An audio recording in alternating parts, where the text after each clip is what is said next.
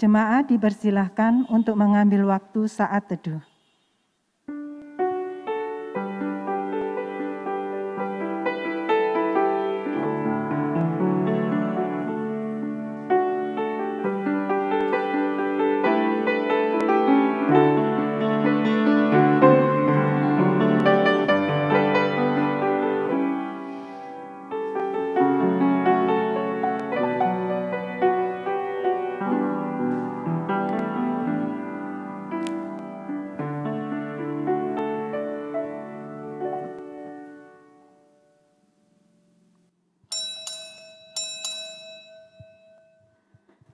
Shalom jemaat yang dikasihi Tuhan Yesus Kristus.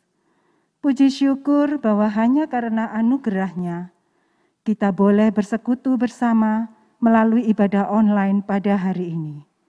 Firman Tuhan disampaikan oleh Ibu Yung Ming Lan dengan tema Melekat untuk Berbuah.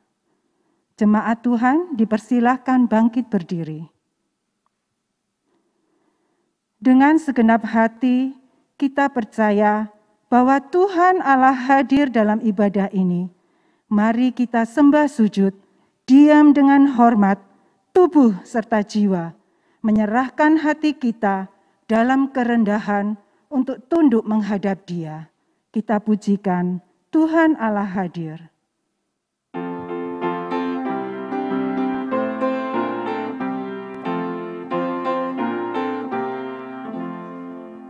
Tuhan Allah hadir pada saat ini, hai sembah sujud di sini. Diam dengan hormat, tubuh serta jiwa, tunduklah menghadap Dia. Marilah umat-Nya, hatimu serahkan dalam kerendahan.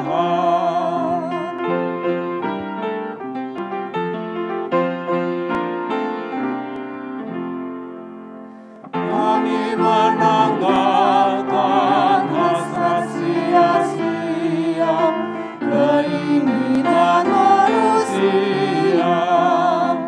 Jiwa raga kami hidup seluruhnya, Tuhan Kaulah yang mempunya.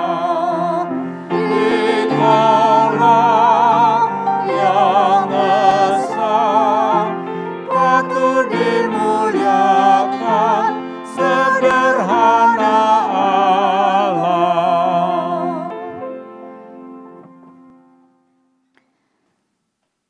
Bapak, Ibu, Saudara yang terkasih di dalam Tuhan Yesus Kristus, kita mengawali ibadah kita dengan satu pengakuan bahwa pertolongan kita adalah dalam nama Tuhan yang menjadikan langit dan bumi.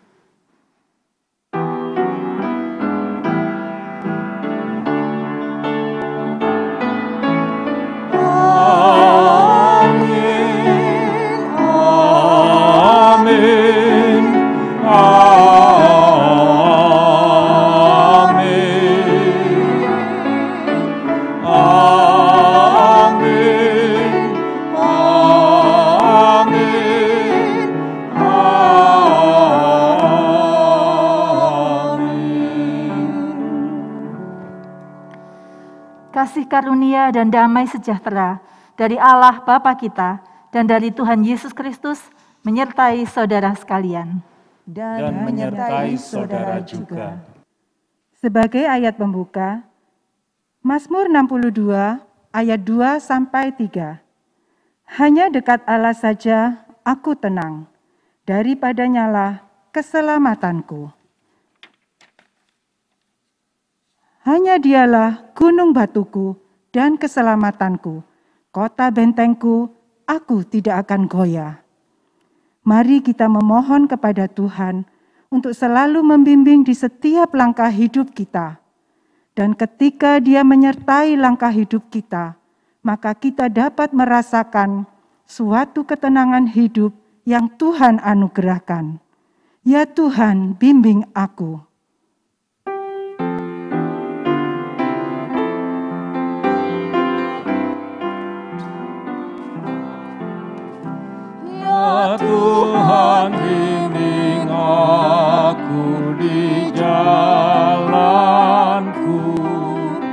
sehingga ku selalu bersamamu.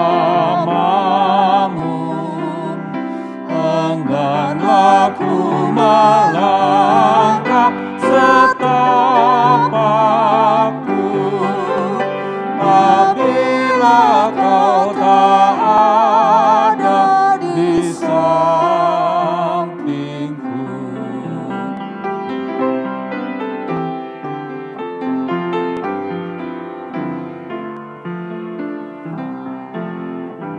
Dan bila tak ku rasa kuasamu, Engkau senantiasa di sampingku. Ya Tuhan, bimbing aku di jalanku, sehingga ku selalu bersamamu.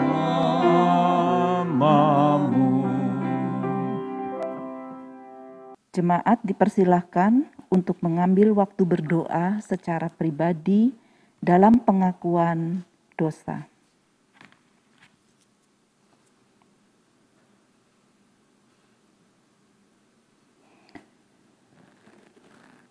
Ya Tuhan, dengarlah doa penyesalan dan pertobatan diri kami.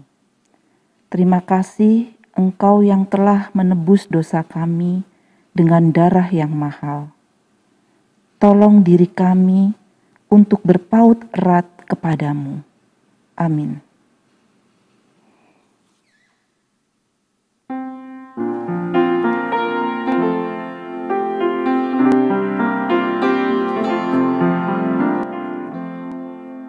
Ya Yesus, tebuslah segenap dosaku. Ku rindu Kau tinggal terus di hatiku. Hanyalah berhala dan musuh keji, dan basuhlah daku menjadi bersih.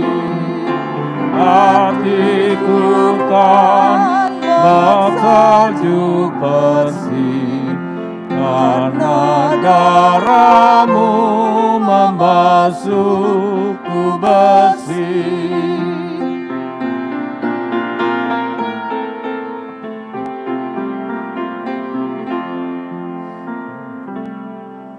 Ya Yesus, sekarang tolong diriku supaya berpaut tetap padamu. Dosaku membuat hatiku pedih. Oh, basuhlah daku menjadi bersih. Hatiku kan bersalju bersih, karena darah-Mu membasuhku bersih. Kita sebagai pribadi yang sudah menerima pengampunannya, seperti Raja Daud, mari kita mempercayakan kehidupan kita ke tangan Allah saja. Berita anugerah saya bacakan dari Mazmur 62 ayat 8-9 yang berbunyi demikian. Pada Allah ada keselamatanku dan kemuliaanku, gunung batu kekuatanku, tempat perlindunganku, ialah Allah. Percayalah kepadanya setiap waktu. Hai umat, curahkanlah isi hatimu di hadapannya. Allah ialah tempat perlindungan kita. Demikianlah berita anugerah dari Tuhan.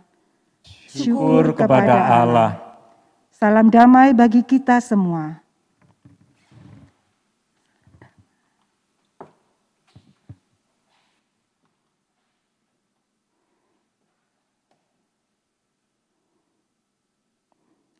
Yesus, pimpin langkahku.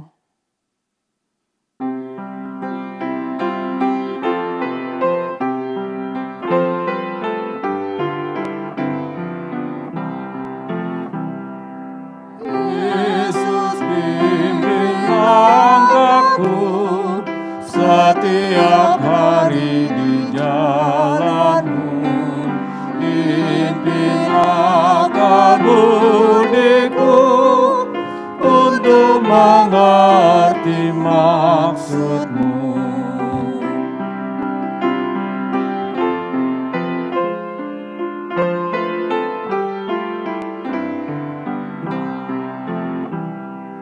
Yesus pimpin langkahku setiap hari di jalanmu, pimpin akal budiku untuk mengerti maksudmu.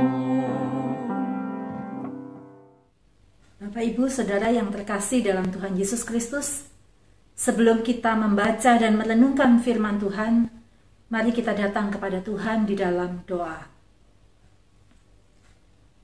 Bapa Surgawi, saatnya kami serahkan waktu agar Engkau berbicara kepada kami melalui firman-Mu.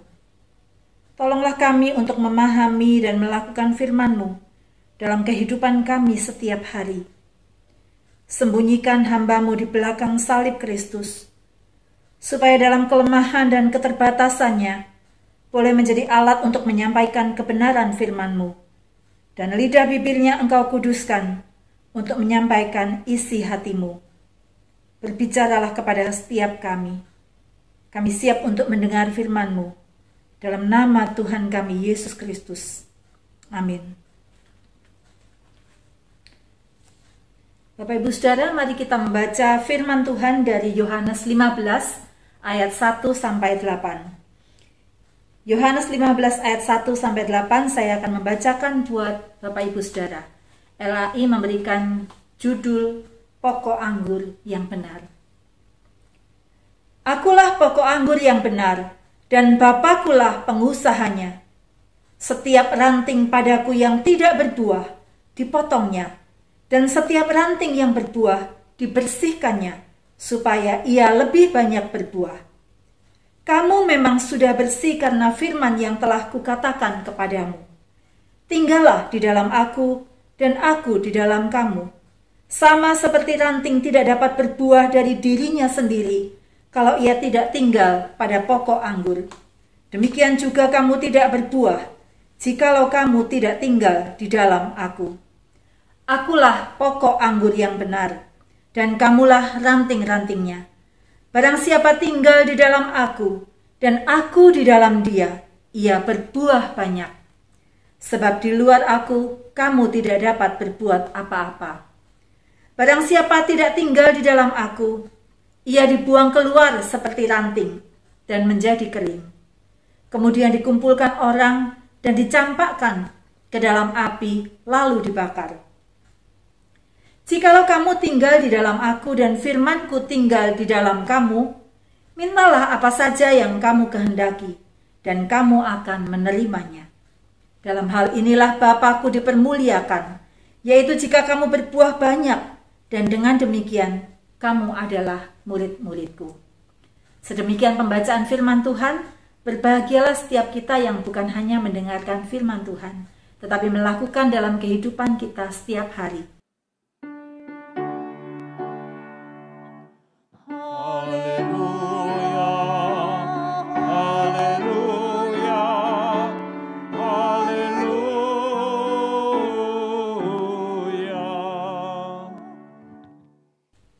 Jemaat yang dikasihi Kristus, masih ingat lagu yang sering dinyanyikan di sekolah minggu, Yesus pokok dan kita carangnya.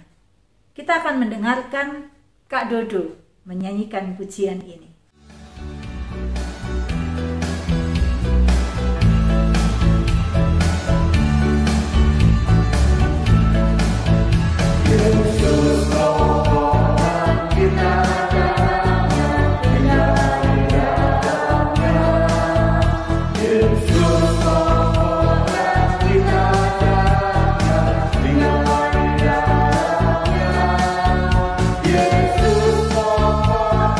Kita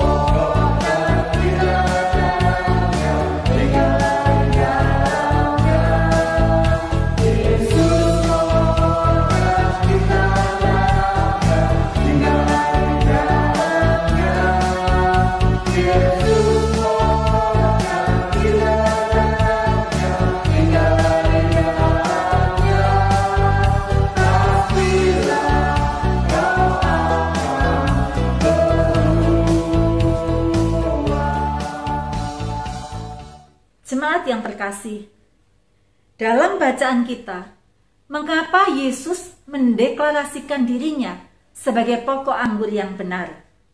Ada dua hal. Yang pertama, di kalangan umat Israel pada waktu itu sangat mengenal buah anggur.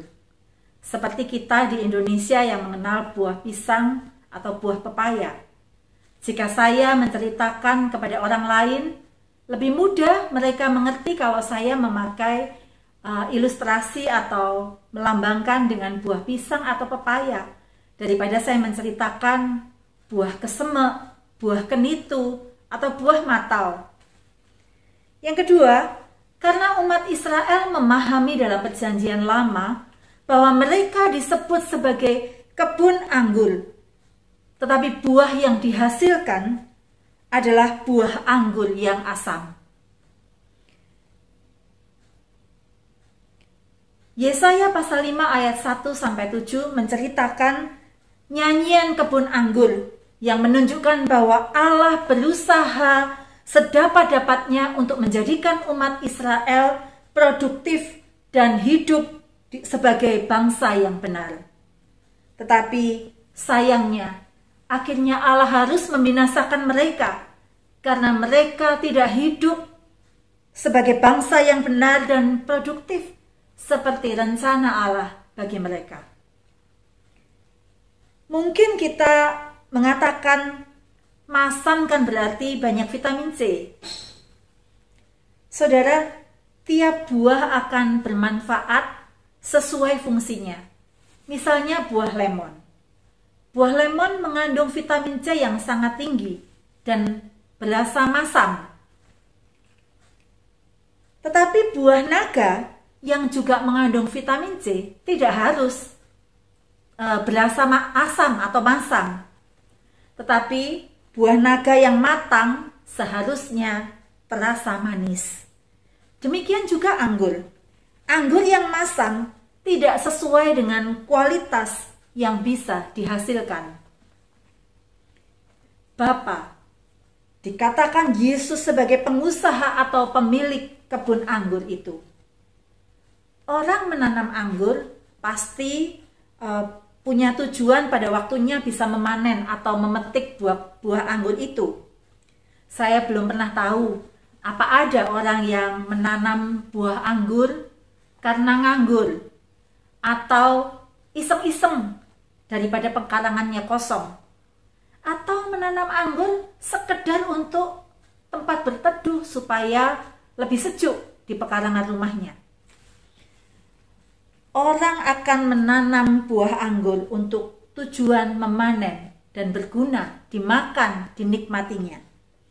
Allah, sang pengusaha kebun anggur yang dalam bahasa Indonesia sehari-hari dikatakan Allah sebagai tukang kebun, bukanlah Allah yang melakukan sesuatu sembarangan tanpa tujuan. Allah dilukiskan sebagai tukang kebun yang memelihara ranting-ranting itu supaya tetap berbuah. Bagi saudara yang suka berkebun atau pernah melihat bagaimana proses berbuahnya pohon anggur, akan mengerti bagaimana mulai dari menanam pohon sampai pohon itu menghasilkan buah. Yang awalnya ada orang yang menjelaskan ya bahwa bagaimana dia melakukan pemotongan pucuk batang pohon anggur. Dia menanam setelah tanaman itu cukup kokoh, ada batang sekunder ya yang diatur, diarahkan secara horizontal, dan dia mengatakan bisa sampai panjangnya itu sampai 3 meter. Dan batang sekunder itu akan menumbuhkan tunas-tunas yang dikatakan batang tersier yang berupa ranting-ranting itu. Ranting yang sudah agak besar itu akan keluar pucuknya, maka pucuk itu perlu dipotong. Jika keluar tunas baru, harus dipotong lagi sampai dia mengatakan jumlah daun tertentu yang tersisa di ranting itu baru dibiarkan sampai siap dibuahkan. Mengapa tidak dibiarkan tumbuh semua ranting-ranting itu? Bukankah akan menghasilkan buah yang lebih banyak? Saudara, ranting-ranting yang tidak dipotong, apalagi ranting-ranting yang tidak kelihatan akan tumbuh buah, itu akan menyerap gizi dari pohon, padahal dia tidak akan berbuah. Gizi yang terserap dari pohon itu akan dialirkan secara tidak merata, baik kepada ranting yang akan berbuah maupun ranting yang tidak akan berbuah. Karena itu ranting yang tidak berbuah akan dipotongnya. Yesus mengatakan demikian. Ranting yang berbuah akan dibersihkannya. Ini bukan soal cerita tentang orang yang tidak mengenal Kristus, tidak mengenal Yesus pada waktu itu. Tuhan Yesus menyampaikan kiasan tentang pokok anggur ini kepada orang percaya, kepada murid-muridnya. Karena itu dia mengatakan, kamu sudah bersih karena firman yang kukatakan kepadamu. Ini adalah gambaran kehidupan setiap kita. Betapa sering kita merasa sudah bersih oleh firman, yaitu Yesus sebagai Tuhan dan Juru Selamat pribadi kita. Tetapi kita lupa untuk tetap tinggal di dalam Dia, Yesus pokok dan kita caranya, supaya kita berbuah.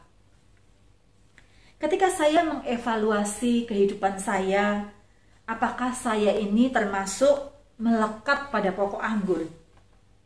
Bagaimana saya mengerti bahwa saya melekat kepada pokok anggur? Saya bertanya, berapa buah yang sudah saya hasilkan? Galatia 5 ayat 22 menjadi cermin buat kita semua, buat saudara dan saya. Apakah kita sudah melekat pada pokok anggur yang dinyatakan, apakah kita sudah berbuah? Apakah kita sudah hidup di dalam kasih Allah dan merefleksikan kasih itu kepada sesama? Ayat-ayat sesudah ayat 8 ini juga mengatakan tentang kasih. Seorang yang tinggal di dalam Allah akan hidup di dalam kasih. Adakah kita tidak hidup di dalam kasih? Sebaliknya melukai orang-orang di sekitar kita. Apakah hidup kita masih menyimpan kebencian dan dendam? Mungkin kita sering mengecewakan orang lain karena sikap kita yang tidak hidup di dalam kasih. Bapak Ibu Saudara, pada kesempatan ini, jika kita merasa sudah melakukan apa yang tidak baik, maukah kita meminta maaf dan menjadi lebih rendah hati terhadap orang lain, lalu meminta ampun kepada Tuhan? Jika kita merasa orang lain sudah berlaku tidak baik kepada kita, mungkin kita terluka karena perbuatan orang lain itu. Tetapi saat ini, kita diminta untuk memaafkan dengan menyadari bahwa kita tidak sempurna. Mari doakan orang-orang yang sudah menyakiti kita dan mengecewakan kita. Lepaskan pengampunan dengan segala kerendahan hati dan pengakuan bahwa kita pun tidak sempurna. Apakah kita juga sudah hidup dalam buah sukacita? Jangan-jangan kita tidak sempat bersukacita karena kekhawatiran, ketidakpercayaan akan pemeliharaan Tuhan, ketakutan untuk hal-hal yang belum tentu terjadi, dan sebagainya. Apakah kita sudah berbuah damai sejahtera? Terkadang kemarahan, ketidakpuasan, rasa kekurangan rasa syukur seringkali merapas damai sejahtera kita. Apakah kita sudah berbuah dalam kesabaran, kemurahan, berbagi kehidupan dengan orang lain? Mungkin kita punya makanan yang bisa kita bagikan kepada mereka yang membutuhkan. Mungkin kita bisa memberikan support, dorongan kepada orang-orang yang sedang berduka, mereka yang sedang putus asa karena mengalami sakit, mereka yang terpapar, mereka yang sakit menahun, mereka yang kehilangan. Apakah kita sudah berbuah kebaikan sehingga orang lain merasakan ada Kristus di dalam kehidupan kita? Apakah kita sudah berbuah kesetiaan di dalam mengikut Tuhan, di dalam melayani Tuhan? Bukankah seringkali sedikit tantangan membuat kita mundur untuk melayani Tuhan? Membuat kita berhenti, membuat kita tidak bersemangat untuk melayani Tuhan. di mana buah kesetiaan yang harusnya kita buahkan? Adalah kita berbuah kelemah lembutan, sabar, dan mempunyai penguasaan diri. Silakan masing-masing kita, saudara dan saya, mengevaluasi kehidupan kita. Apakah kita sudah tinggal melekat pada pokok anggur dengan melihat berapa banyak buah yang sudah kita hasilkan? Karena Yesus mengatakan tidak cukup sudah bersih untuk berbuah. Tidak cukup sudah bersih karena firman yang Dia katakan, tetapi tinggal di dalam Dia dan Dia di dalam kita. Itu yang memampukan kita untuk berbuah. Memampukan kita untuk mempunyai rasa belas kasih, mendoakan orang sakit, mendoakan rekan-rekan tim medis kita, yang walaupun kita tidak ada di sana, tidak ada mendampingi orang-orang yang sakit, atau kita bisa ada di rumah sakit, kita tahu tidak mudah buat mereka dalam kepenatan dan panggilan kemanusiaan, mendampingi dan melakukan pelayanan kepada orang-orang sakit. Apakah kita tergerak untuk mendoakan pemerintah? Apakah kita cuma mengecam? Atau kita mendoakan pemerintah, aparat negara supaya menjadi kepanjangan tangan Tuhan untuk berhikmat, mengambil kebijakan, berpihak kepada yang benar, berpihak kepada orang-orang kecil yang membutuhkan pertolongan, dan memikirkan kesejahteraan rakyat. Kalau Yesus adalah pokok anggur, maka murid-murid dikatakan adalah ranting-rantingnya. Ranting yang tidak berbuah adalah orang-orang yang tidak lagi memiliki hidup beriman dan mengasihi dengan setia kepada Kristus. Ranting-ranting ini dipotong oleh Bapa, yaitu dipisahkan dari hubungan yang melekat dengan sang pokok anggur, yaitu Kristus. Bila mereka tidak lagi tinggal di dalam Kristus, Allah menghakimi dan menolak mereka.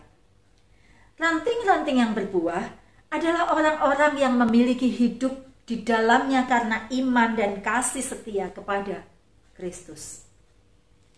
Ranting-ranting yang seperti ini, yang bertunas, menunjukkan akan berbuah, oleh Bapa dibersihkan supaya menjadi makin lebat buahnya, yaitu Bapa menyingkirkan segala sesuatu dari kehidupan mereka yang mempersulit mengalirnya suatu sumber kehidupan dari Kristus, sang pokok anggur. Berbuah banyak bukanlah soal kuantitas, tetapi bagaimana anggur ini menghasilkan kualitas yang terbaik, baik yang anggur dengan ukuran yang kecil, sangat kecil, maupun yang berukuran besar, masing-masing berbuah secara maksimal, memberikan yang terbaik, menjadi berkat buat siapapun yang menikmatinya. Di PowerPoint saudara bisa melihat berbagai macam anggur dengan berbagai warna, rasa, dan harga yang macam-macam. Bahkan anggur Ruby Romawi yang terkenal mahal, harganya bisa mencapai 140 juta lebih. Kalau saya hitung-hitung, hampir mencapai 5 juta. Berapa banyak? 1 butir 5 juta. Berbuahlah seperti yang Tuhan mau. Tujuan yang spesifik yang Allah tentukan bagi masing-masing kita mungkin berbeda, tetapi kita memberikan buah yang terbaik sesuai dengan tujuan yang Allah tentukan. Yesus mengatakan, tinggallah di dalam aku dan aku di dalam kamu. Yesus mengatakan demikian karena Yesus tahu ranting tidak dapat berbuah dari dirinya sendiri. Ranting yang tinggal pada pokok anggur yang benar itu akan berbuah banyak. Meskipun ketika sebuah ranting nampak sudah mulai berbuah, tapi jika ranting ini dilepaskan dari pokok anggur, akan mati. Ranting bisa tumbuh dan buah tumbuh padanya hanya jika ranting ini melekat pada pokok anggur. Ya, jadi ranting yang tetap melekat pada pokok anggur, dia akan bisa mengalirkan atau berbuah melalui ranting itu. Bapak Ibu, saya teringat akan buah mangga. Ketika saya memetik buah mangga karena melihatnya sudah cukup besar, lalu saya diamkan di rumah di atas meja makan dengan berpikir bahwa dia akan matang sendiri begitu. Tetapi pada waktunya memang mangga itu agak lembek begitu dan kelihatan matang. Tetapi ketika dikupas dan dimakan, mangga itu masam. Berbeda dengan ketika mangga itu tetap tinggal pada rantingnya, dia menyerap gizi yang baik, dia menjadi matang di pohon itu. Jadi makanya orang-orang mengatakan matang pohon ya, matang di pohon gitu. Artinya bukan dipetik lalu dibiarkan matang di rumah. Memang bisa matang, tetapi rasanya tidak sesuai dengan tujuan buah itu ada. Maka Bapak Ibu, ketika di dalam bahasa Yunani dikatakan tinggal itu memiliki bentuk waktu masa kini yang berkelanjutan. Di mana kata kerja itu sering tidak mudah diterjemahkan ya di dalam bahasa Indonesia, tidak bisa diterjemahkan dengan tepat. Sehingga tinggal artinya adalah secara terus-menerus tinggal. Buah tanaman yang sudah dipetik tidak mungkin ditempelkan kembali pada pohon. Atau jika saudara sudah membeli bibit yang baik, namanya pohon anggur, tetapi tidak ada satupun buah yang dihasilkan, apakah saudara tidak akan membuang tanaman itu walaupun ini adalah bibit yang terbaik, tapi tidak pernah menghasilkan buah? Mungkin tanaman itu akan dibuang begitu saja. Jika tidak tinggal di dalam dia, selain mereka menjadi lumpuh secara rohani, Yesus dengan keras mengatakan, mereka ibarat ranting akan menjadi kering, kemudian dikumpulkan orang dan dicampakkan ke dalam api lalu dibakar. Jadi kata tinggal ini mengandung arti menetap, tinggal secara terus-menerus, mempercayakan diri kepada Kristus dan sabar menunggu waktu Tuhan. Apa yang sudah kita renungkan bersama-sama ini, kita boleh melihat, kita boleh mengerti. Jadi melekat pada pokok anggur mengakibatkan Kristus diam di dalam kita terus-menerus. Kita berbuah banyak, berhasil di dalam doa, dan Bapa dimuliakan melalui hidup kita yang berbuah. Yesus sudah memberikan teladan tinggal di dalam Bapa ketika dia hidup di dalam ketaatan yang sempurna kepada Bapa. Ketika Bapa memotong ranting-ranting yang tidak berguna, pohon anggur dilukai. Oleh karena kita hidup sering jatuh di dalam dosa, ketika kita meminta ampun, Allah membersihkan kita, membasuh dosa kita oleh pengorbanan darah Kristus. Jangan sia-siakan pengorbanannya bagi kita. Yesus ingin kita melekat, tinggal di dalam Dia terus-menerus, supaya kita bukan hanya berbuah, tetapi berbuah banyak.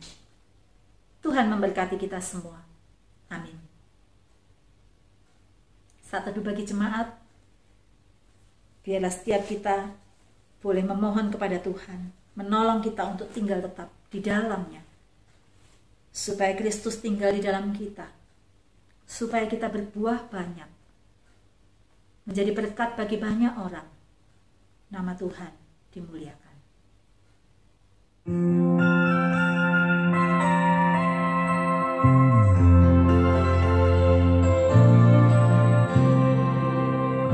Aku Tuhan semesta, jeritanmu ku dengar. Kau di dunia yang gelap ku selamatkan. Akulah penciptaan, malam jadi benderang. Siapakah utusanku membawa Tuhan? Ini aku utusanku, ku dengar Engkau memanggil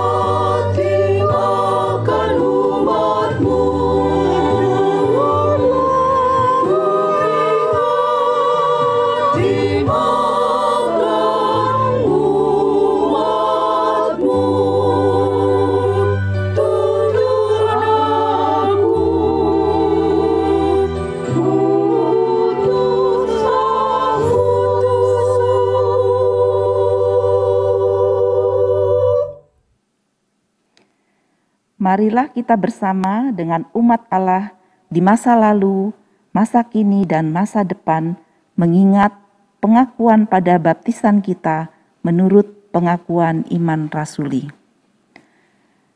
Aku percaya kepada Allah, Bapa yang Maha Kuasa, Khalik langit dan bumi, dan kepada Yesus Kristus, anaknya yang tunggal Tuhan kita, yang dikandung dari Roh Kudus, lahir dari anak darah Maria, yang menderita sengsara, di bawah pemerintahan Pontius Pilatus, disalibkan, mati dan dikuburkan, turun ke dalam kerajaan maut. Pada hari yang ketiga, bangkit pula dari antara orang mati, naik ke surga, duduk di sebelah kanan Allah, Bapa yang Maha Kuasa, dan dari sana ia akan datang untuk menghakimi orang yang hidup dan yang mati. Aku percaya pada Roh Kudus, gereja yang kudus dan am, persekutuan orang kudus, pengampunan dosa, kebangkitan orang mati, dan hidup yang kekal. Amin. Mari kita masuk di dalam doa syafaat kita. Bapa, terima kasih untuk firman-Mu. Tolonglah kami untuk melekat padamu, supaya kami semakin berbuah dan menjadi berkat bagi sesama kami. Berkatilah seluruh pelayan ibadah hari ini dengan kesehatan, hati yang terus berkobar-kobar untuk melayani Tuhan, apapun keadaannya, dengan tetap berhikmat dalam menghadapi situasi saat ini. Berkatilah mereka dalam menghadapi pergumulan, baik pribadi, dalam kehidupan keluarga, dalam pekerjaan, dan dalam pelayanan. Mohon campur tangan Tuhan, menjamah saudara-saudara kami yang sakit, baik yang di rumah maupun yang di rumah sakit, baik penyakit yang menahun maupun karena terpapar. Jamah dan sembuhkanlah mereka ya Tuhan. Mohon berkat Tuhan bagi pemimpin bangsa kami, baik yang di pusat sampai di daerah-daerah. Berikanlah hati yang takut akan Tuhan dan hati yang bertobat dan berbalik kepada Allah. Berikanlah hati yang berbelas kasihan melihat penderitaan sesama, dan kesediaan untuk menolong dan berbagi kehidupan. Tuhan, untuk upaya penanggulangan COVID, berkati baik proses pengobatan maupun proses vaksinasi, baik oleh pemerintah, tim medis, maupun setiap orang, setiap warga negara. Buatlah kami terpanggil untuk berkontribusi menekan penyebaran COVID ini. Tuhan berkatilah aktivitas kami selama sepekan ke depan, supaya setiap jemaat dapat terlibat, bersekutu, bertumbuh, berbuah menjadi berkat bagi sesama. Kami berdoa, kerinduan kami mendapatkan seorang pendeta yang akan menggembalakan jemaat-Mu di tempat ini. Berikanlah sesuai dengan waktu Tuhan. Kami serahkan Tuhan ucapan syukur kami, doa syafaat kami, dalam nama Tuhan kami, Yesus Kristus, yang sudah mengajar kami berdoa. Bapa kami yang di surga, dikuduskanlah nama-Mu, datanglah kerajaan-Mu, jadilah kehendak-Mu di bumi seperti di surga. Berikanlah kami pada hari ini makanan kami yang secukupnya, dan ampunilah kami akan kesalahan kami, seperti kami juga mengampuni orang yang bersalah kepada kami. Dan janganlah membawa kami ke dalam pencobaan, tetapi lepaskanlah kami daripada yang jahat, karena Engkau-lah yang mempunyai kerajaan, dan kuasa, dan kemuliaan, sampai selama-lamanya. Amin. Warta Lisan, tanggal 1 Agustus 2021. Mari Bapak Ibu Saudara-saudari yang terkasih, kami mengundang seluruh jemaat untuk dapat mengikuti persekutuan kumbang yang diadakan pada hari Kamis tanggal 5 Agustus 2021 pada jam 7 malam dengan tema Hidup yang Berbuah bagi Sesama dengan pembicara Pendeta Sutrisno. Persekutuan doa pagi. Kami mengundang Bapak Ibu juga di dalam persekutuan doa pagi, di mana kita dapat saling mendoakan. pada hari Sabtu tanggal 7 Agustus 2021 pada jam 5 pagi, dipimpin oleh Penatua Nurita Nathan. Ibadah online diadakan pada hari Minggu tanggal 8 Agustus 2021 pada jam 8 pagi. Pelayan firman oleh Bapak Dani Nobret dengan tema Komunitas Berbagi. Bantuan penanganan COVID-19 GKI Wiyung Royal Residence. Bagi jemaat yang terpapar COVID-19 dan membutuhkan bantuan dapat menghubungi nomor koordinator di bawah ini. Alur bantuan penanganan COVID-19 dapat dilihat di layar. Saat ini GKI Wiyung memiliki 2 buah tabung oksigen. Bagi jemaat yang memiliki tabung oksigen dan bersedia meminjamkan apabila ada jemaat yang memerlukan, dapat menghubungi koordinator untuk didata. Terima kasih. Jemaat dapat konsultasi atau konseling dengan hamba Tuhan dengan membuat perjanjian terlebih dahulu dengan menghubungi nomor yang ada di warta jemaat atau yang tertera di layar monitor.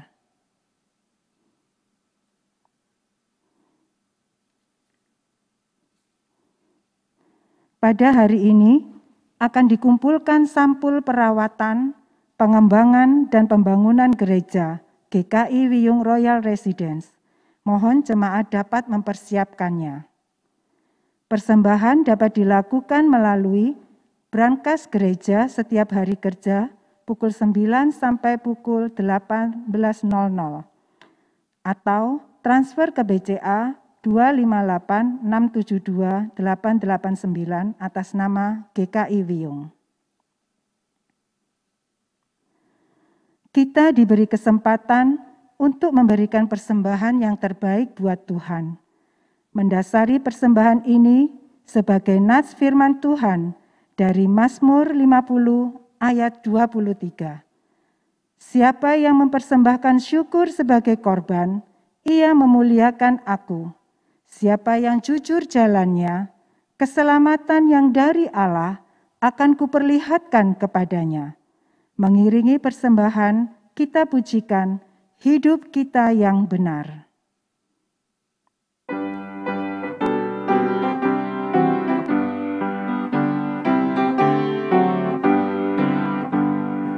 Hidup kita yang benar haruslah mengucap syukur dalam Kristus bergema.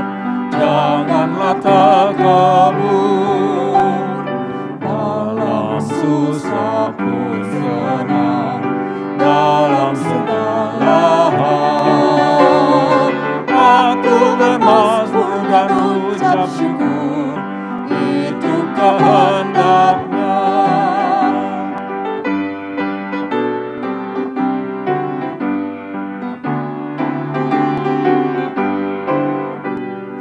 Tuhan Yesus tolonglah, sempurnakan syukurku.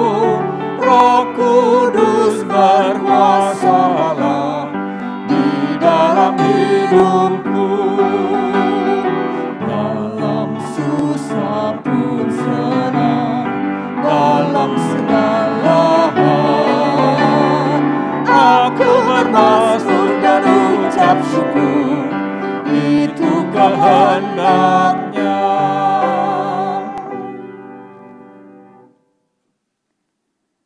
Jemaat dipersilakan untuk berdiri.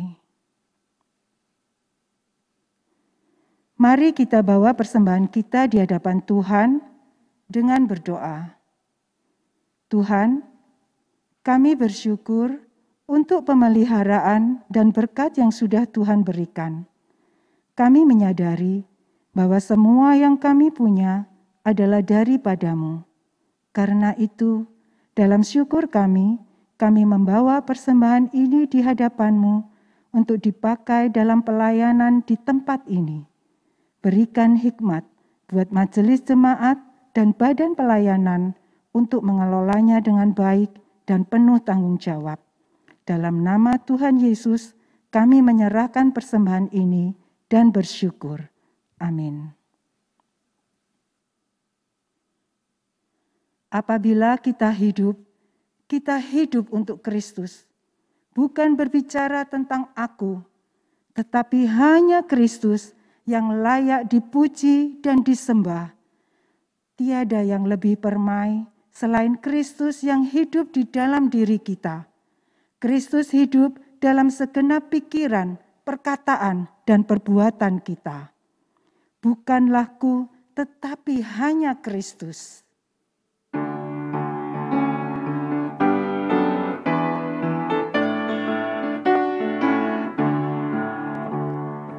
Bukan aku, tetapi hanya Kristus layak benar dipuji disembah.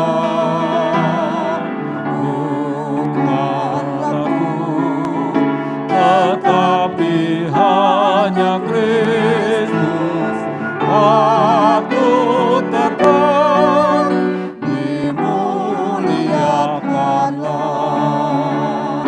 Tuhan, diriku telah Kau raih, Kau hapus dosaku. Tiada yang lebih permai, Kau hidup dalamku.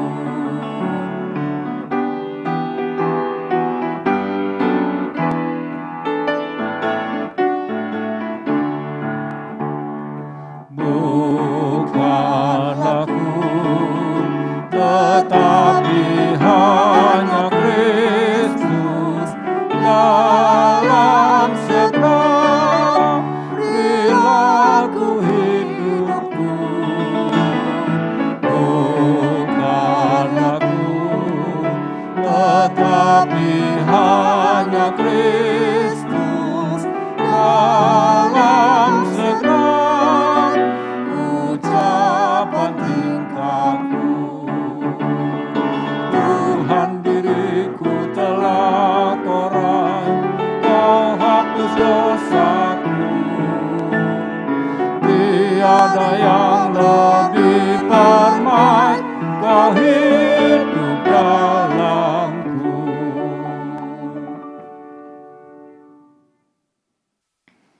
Bapak Ibu Saudara yang terkasih, biarlah kita boleh tetap tinggal melekat kepada Kristus. Dan biarlah kita boleh menjadi alat kemuliaan nama Tuhan. Dengan demikian kita adalah murid-murid Kristus. Supaya kita tetap melekat pada Dia, arahkanlah hatimu kepada Tuhan. Kami mengarahkan hati kami kepada Tuhan. Jadilah saksi Kristus. Syukur kepada Allah, Terpujilah Tuhan. kini dan selamanya. Tuhan memberkati kita dan melindungi kita. Tuhan menyinari kita dengan wajah-Nya dan memberi kita kasih karunia. Tuhan menghadapkan wajah-Nya kepada kita dan memberi kita damai sejahtera. Amin.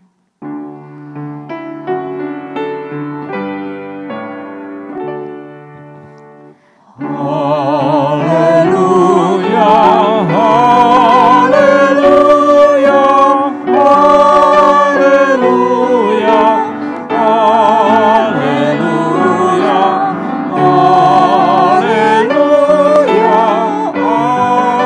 amin, amin.